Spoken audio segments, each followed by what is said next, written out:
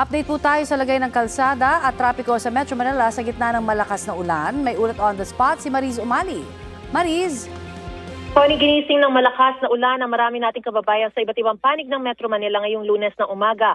Halos walang tigil nga ang malakas na ulan gaya sa Quezon City na nagdulot ng mabigat na daloy ng trapiko sa EDSA. Kinailangan nga naming humanap na ibang ruta papuntang Pasay. Pero pag-ikot namin sa may Gilmore Street sa New Manila, mabagal din ang daloy ng mga sasakyan. Hanggang gutter deep ang baha sa ilang bahagi nito.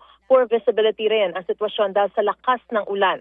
Nagbaha rin sa iba't ibang panig ng Metro Manila sa Pasay City, Connie, sa EDSA Rojas northbound as of 7:26 a.m. bumaha hanggang gutter deep. Bagaman passable naman ito sa lahat ng klase ng sasakyan.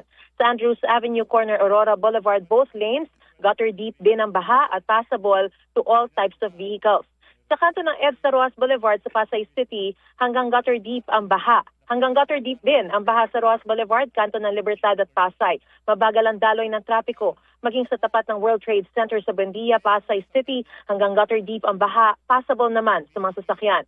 Sa Maricaban, Pasay, bagaman mabilis na tumaas ang baha, nagsimula na rin itong humupa pasado alas 10 ng umaga.